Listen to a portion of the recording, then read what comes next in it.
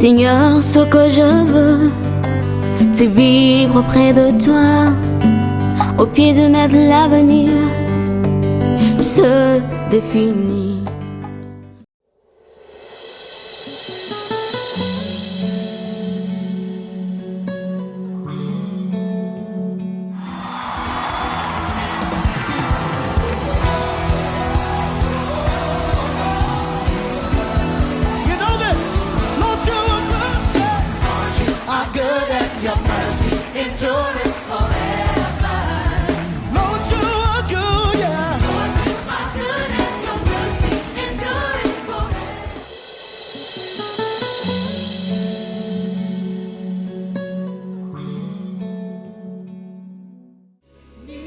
Seigneur, bénis ta parole. Transforme-nous, que ton esprit se meure et que les vies soient changées, transformées.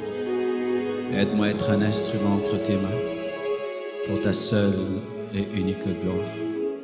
Au nom de Jésus-Christ, fais-le, je te prie.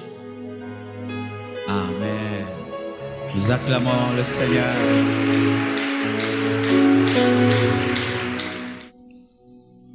Aujourd'hui, je vais répondre à 5 ou 6 questions sur comment servir le Seigneur. Ce sera un culte pastoral, car mon souci en tant que pasteur est que tu comprennes vraiment ce qui était enseigné, que tu ne dises pas seulement « Amen, gloire à Dieu », mais qu'au sortir de cette convention, que tu puisses être capable réellement de servir Dieu, parce qu'en soi, c'est le but de cette convention, c'est aider celui qui n'arrive pas à servir Jésus-Christ à le faire.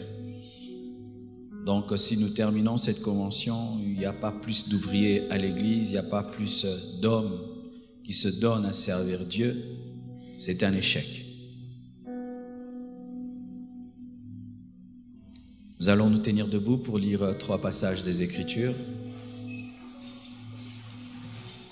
Nombre 11, versets 16 à 17. La Bible dit, Nombre 11, 16 à 17. L'Éternel dit à Moïse, « Assemble auprès de moi 70 hommes, des anciens d'Israël, de ceux que tu connais comme anciens du peuple, ayant autorité sur lui. Amène-les à la tente d'assignation, et qu'ils s'y présentent avec toi. Je descendrai et là, je te parlerai. Je prendrai de l'esprit qui est sur toi et je le mettrai sur eux, afin qu'ils portent avec toi la charge du peuple et que tu ne la portes pas à toi seul. » Colossiens 1, versets 24 à 27. Colossiens 1, 24 à 27. Je me réjouis maintenant dans mes souffrances pour vous. Et ce qui manque aux souffrances de Christ, je l'achève en ma chair, pour son corps, qui est l'Église. C'est d'elle que j'ai été fait ministre selon la charge que Dieu m'a donnée auprès de vous, afin que j'annonçasse pleinement la parole de Dieu. Le mystère caché de tout temps et dans tous les âges est révélé maintenant à ses saints, à qui Dieu a voulu faire connaître quelle est la glorieuse richesse de ce mystère parmi les païens, savoir Christ en vous, l'espérance de la gloire.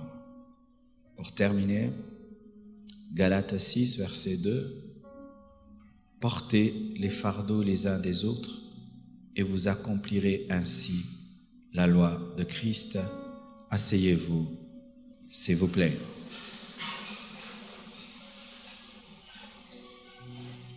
Voici mon sous-thème ce soir. C'est quoi servir Christ? Et en abordant ce sous-thème, je vais répondre à 6 ou 7 questions qui sont souvent posées sur le service divin. Tout d'abord, c'est quoi servir? Est-ce que servir, c'est seulement se tenir sur cette chaire et prêcher? Est-ce que servir, c'est seulement être à la chorale? Est-ce que servir, c'est être seulement parmi les personnes en vue dans l'église? Est-ce que c'est ça, servir Dieu? Parce que souvent, il y a une fausse conception à ce sujet, ce qui fait que l'église, souvent, ne fonctionne qu'avec 2 ou 3 membres et tout le monde ne travaille pas parce qu'on se dit « je servirai Dieu ». Le jour que Dieu permettra que je devienne un grand prédicateur, le jour qui permettra que je chante comme le frère Sylvain, le jour où il permettra que je sois modérateur comme papa Jean-Marie, mais tant que j'arrive pas à ce niveau-là, je ne sers pas. C'est quoi servir? Servir, c'est rendre un service utile, c'est tout. Si tu rends un service qui est utile, même si tu ne prêches pas, même si tu ne chantes pas, tu sers Dieu. Quiconque dans l'Église rend un service utile, donc un service qui ne détruit pas, un service qui n'est pas nuisible, sert Dieu. Ainsi, cette sœur qui est derrière cette caméra sert Dieu. Et population. Exemple. Je me suis réveillé à 5 heures du matin. Je me suis enfermé dans mon bureau jusqu'à 10 heures. À 10 heures, tu manges. Tu fais un peu de sport et puis tu es fatigué, tu dors un peu.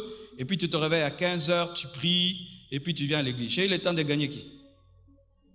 Pour pouvoir prêcher comme je prêche là, je dois prendre tout ce temps-là. Maintenant, si vous tous, vous avez une telle journée, cette église va grandir. Je vais être le pasteur des gens qui travaillent, des gens qui étudient. Et même, vous qui allez ouvrir des extensions, même si je te donne une extension, continue à travailler. Comme ça, tu deviens le premier partenaire de l'église. Et le jour que les fidèles ne donnent pas, toi-même, tu payes le loyer de l'église. Ne pense pas que ce sera incompatible, Marc, que tu sois pasteur et que tu travailles. Non! Tu peux même utiliser là où tu travailles comme ton lieu d'évangélisation. Imagine, tu es un médecin pasteur. Tous tes patients, tu vas les amener à l'église. C'est un manque de stratégie. Je vais recommencer les études en septembre. Oui, en septembre ici, je recommence des études. Dans une classe. J'aimerais terminer. Il y a tellement de choses à dire, je crois. Le reste, je le dirai dimanche. Ok? J'aimerais terminer. Je peux avoir une chaise là? Je termine. Pourquoi servir Dieu encore? Pour aider le leader à porter la charge. Dieu dit à Moïse, prie que l'esprit qui est sur toi aille sur 70 anciens. Afin qu'il porte avec toi la charge pour que tu ne la portes pas seul. Et lorsque Jéthro rencontre Moïse, il lui dit, tu ne fais pas bien. Toi-même, tu reçois Israël. Tu traites tous les problèmes. Concentre-toi à la prière et à la parole. Et traite les cas les plus difficiles. Les anciens et les diacres, plutôt les diacres dans l'église primitive, ont été établis pour que les apôtres ne se concentrent que sur la parole et la prière. Pourquoi il faut servir Dieu? Pour décharger ton pasteur. Un pasteur qui a des fidèles qui ne servent pas Dieu porte la charge de l'église tout seul. Et je vous assure, j'ai rencontré des pasteurs comme ça. Tu as pitié de lui. Tu vas comme ça et te dis, tu vois pasteur, ton billet là, c'est moi qui ai payé. Où sont tes fidèles? J'ai payé le billet pour que tu viennes. Tu vois l'hôtel là, moi j'ai payé. Oh, tu vois les instruments là, moi j'ai acheté. Tu vois la télé là, c'était la télé de ma maison, j'ai mis là-bas. Mais les fidèles là, ils servent à quoi? Ils portent tout seul. Sa voiture, c'est elle qui va déplacer les orateurs. Vous allez au restaurant, lui paye tout seul. Coupure d'électricité, il doit aller mettre le courant. Payer l'eau, l'électricité. Recevoir tous les fidèles, prier pour tous les fidèles, faire le suivi de tous les fidèles. Tous les deuils, c'est toi qui dois aller. Si tu ne viens pas au deuil, un mauvais pasteur. Tous les malades, tu dois aller dans les hôpitaux, imposer les mains. Si tu ne le fais pas, tu es un mauvais pasteur. Après le culte ici, si vous êtes à 50, vous voulez être reçu. Après avoir prêché 1h30 avec une chaise sur mon dos, je dois encore vous écouter, vous tous. Si je ne vous écoute pas, je suis un mauvais pasteur. Moi, j'ai refusé de mourir à moi. Écoutez, à l'église Compassion, pour que les démons partent, ce n'est pas seulement le pasteur Marcelo. Pour la cure d'âme, ce n'est pas seulement le pasteur Marcelo. Pour bénir ton mariage, ce n'est pas seulement le pasteur Marcelo.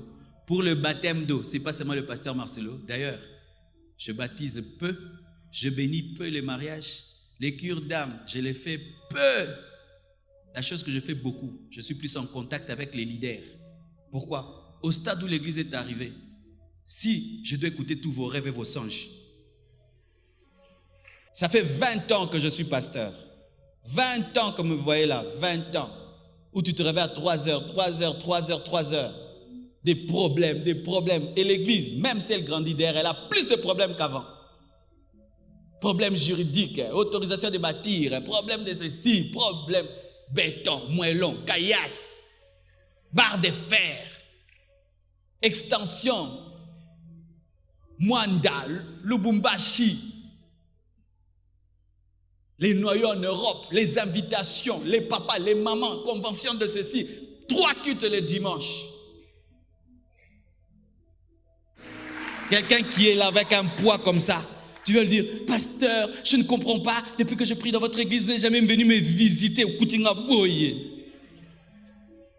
Donc toi, pour que tu restes dans cette église, il faut que je te visite. Hein? Si j'étais déchargé, j'allais être gentil. Des fois, les fidèles, vous pensez que nous allons bien. Oui, c'est la plénitude de l'esprit qui me fait parler avec joie. Mais si je dois parler selon mes problèmes, je vais pleurer. Matanga mon sala. Même si je vérité. C'est des fois ça. Tu as envie d'abandonner, de laisser. Des fois, je viens ici dimanche, je n'ai pas envie de prêcher. Alors, quand quelqu'un passe par des moments comme ça, il a besoin de quoi? Il a besoin des idées. Il a besoin des critiques. On t'insulte à gauche des choses que tu n'as jamais faites. Tu vas sur Internet, on te traite de quoi? Des gens qui ne te connaissent pas. Tout ça là, tu dois endurer et prêcher de tout ton cœur. Tu n'as besoin que d'une chose. Quelqu'un qui vient. Il dit, pasteur, est-ce que je peux tenir un peu? Rien que le fait qu'il tienne, Libogoyo qui vient. Vrai ou faux? Mais ce n'est pas que je veux tout lui abandonner. Dieu m'a appelé. Je ne peux pas tout vous abandonner. Mais la Bible dit porter la charge ensemble. Et puis un autre vient.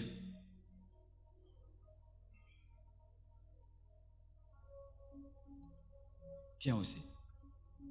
Plus ils tiennent, plus je me sens bien. Vous voyez, là je vais bien te répandre. Là tu as envie. Parce que ce n'est pas ton église. Ce n'est pas ton œuvre, c'est l'œuvre de papa. Et il est le Père de nous tous. Tu n'es pas en train de servir Dieu parmi des gens qui te regardent faire. Des fois même aujourd'hui, les gens sont méchants. Les hommes de Dieu sont en train de mourir de crise cardiaque. Et vous dites que Dieu les a frappés alors qu'ils sont morts parce qu'ils vous ont aimé. Quelle méchanceté! Quelle méchanceté! Des gens qui ont porté vos problèmes des années, et puis meurent, crise cardiaque. Vous voyez, Dieu est en train de frapper les hommes de Dieu du Congo. Ils sont en train de mourir. S'ils ne portaient pas vos problèmes de tout leur cœur, ils ne seraient pas morts. Rien que pour ce message, depuis 5 heures du matin, je suis debout.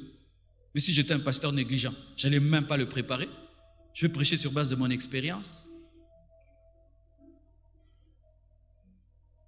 Quelqu'un d'autre encore.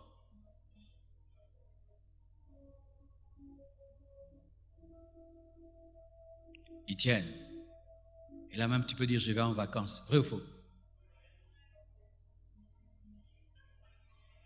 Alléluia. Tu vas en vacances. Il te dit, pasteur, dors. Tu as beaucoup travaillé. Depuis que tu es jeune, tu sers Dieu. Va te reposer un peu. Nous, on va prêcher. Nous, on va enseigner. Nous, on va s'occuper de tout. Pasteur, ça, laisse. Nous, on va faire. Nous, on s'occupe de ça. Va prier Dieu. Va en retraite, chercher Dieu. Est-ce que je peux le faire tant qu'il n'y a pas des gens, tant qu'il y a des gens comme ça? Je ne peux pas. C'est quoi, les pasteurs ne vont pas en vacances? Il est là. Il est fatigué, mais il est là. Parce qu'il ne voit pas quelqu'un qui va prendre le fardeau à sa place. Comme lui le prend. Parce que prendre, c'est une chose. Prendre comme tu prends. Comme tu prends. Où tu aimes les gens comme si c'était tes propres frères, ta propre chair. Et quand un homme s'est reposé comme ça, quand il va revenir, il va travailler de tout son cœur. Bien-aimés frères, servir Jésus-Christ, c'est aider ceux qui portent la charge. Avec le don que tu as, le potentiel que tu as, ton argent, ta prière, tes conseils, ta présence, ton expertise. Arrêtez ces choses, j'arrive à la porte, je commence à parler. Enlevez les papiers, balayez là. Dès la porte, je dois commencer à dire, enlevez les papiers, balayez là-bas, faites ceci, faites cela, balayez là-bas. Quelqu'un qui va prêcher doit dire de balayer, doit dire de torchonner. Si vous voulez que votre pasteur vive longtemps, portez la charge avec lui. Moïse a vécu longtemps. La Bible dit qu'il avait atteint 120 ans. Sa vue n'avait pas baissé. Il n'est pas mort de maladie. Il est mort parce que Dieu l'a pris. Mais si Dieu l'avait laissé, il allait arrêter même 160. Pourquoi? Il avait appliqué le conseil de Jétro. Il avait établi des chefs de 10 000, des chefs de 1000. J'ai besoin dans cette église des chefs de 10 000, des chefs de 1000, pour que moi, je me concentre sur l'enseignement et la prière. Je ne peux pas aller dans tous les deuils. Et je ne peux pas bénir tous les mariages. Je ne peux pas baptiser tout le monde. Je ne peux pas être présent dans toutes les maisons, mais je peux être présent dans toutes les maisons au travers de vous. Quand on dit un deuil, vous tous ne voulez pas aller. C'est pourquoi des fois, moi Blanche est là. Je dis des fois à Blanche, tu vois le deuil là, il faut qu'on aille. Je sens, là, personne ne sera là. Et des fois on débarque dans un deuil. Nous deux. Et puis tu improvises, tu prêches aussi. Et puis la maman est touchée, elle s'attache à l'église. Mais si je dois aller dans tous les deuils du samedi, parce que maintenant on enterre samedi, et prêcher 3 cultes, des fois même dimanche, et je dois bénir chaque samedi un mariage, et certains quand on ne bénit pas son mariage, le pasteur est méchant. C'est toi qui es méchant. Tu es égoïste. Tu sais ce que ça fait de prêcher 3 fois. 3 fois. Vous savez ça fait quoi dans le corps? J'ai une machine que je porte des fois à mon bras quand je prêche. Je fais 15 000 pas en 3 prédications. Je brûle au moins 1500 calories en 3 prédications. Et cette machine, quand tu commences à faire un sport, ça vibre. Des fois, ça vibre quand je prêche. Ça me dit, continue bien, ton entraînement est efficace. Je dis, entraînement, t'es noté. Mon battement cardiaque, des fois, atteint 90 battements. Des fois, 95. En prêchant. Jétro a regardé Moïse. Il dit, oh, tu vis pas comme un homme, tu vis comme un Dieu, tu vas mourir. Et qu'est-ce qu'il fallait? Il fallait que Moïse prie, que l'esprit qui était sur lui se répande sur les 70 anciens. C'est ce que je veux faire. Je veux prier pour ceux qui sont mes fils ici. Et même les sœurs qui ont le fardeau de cette vision, qui ont compris que Dieu leur fasse part de l'onction qui est sur ma vie pour qu'ensemble on puisse porter ce fardeau. Vous savez, quand j'ai dit à mon père, nous allons construire quelque chose comme ça, lui n'a pas vu pour m'acclamer, m'a dit, Marcelo, tu vas construire un temple de 4 niveaux. Mais c'est une grande charge, entretenir ça. Rien que ce couloir-ci, un immeuble de 4 niveaux. Mais tu vas parler tous les jours. Mais l'ascenseur est bloqué. Mais l'électricité au 1er niveau. Mais l'électricité au 3e niveau. Mais l'eau n'arrive pas au 4e niveau. Ça fera plaisir des fois où vous vous levez, vous dites, pasteur, nous avons compris ceci, nous le faisons. Nous le faisons, nous le faisons, nous le faisons. Et je bénis Dieu. Dans cette église, il y a des gens déjà qui sont comme ça. Et que Dieu bénisse tous ses fils et toutes ses filles qui nous déchargent des fardeaux, qui nous débarrassent des fardeaux. Que Dieu bénisse ses fils. Mais nous voulons que vous soyez plus nombreux parce que la charge devient grande. Pendant qu'on vous enseigne ici, il y a d'autres qui sont là-bas. Il faut gérer les 2 temples. Et j'ai pas 50 ans. J'ai pas 50 ans. La barbe là blanche, je ne l'ai pas peint. Une fois j'ai dit à quelqu'un, tu me donnes combien? Tu peux avoir une cinquantaine. J'ai dit, frère, regarde-moi bien. 48. J'ai dit, Seigneur, regarde. On me donne 48 ans. Je n'ai pas 48 ans. J'ai un certain âge. Mais, je n'ai pas 48. mais c'est le poids du travail. Tenons-nous debout, nous allons prier.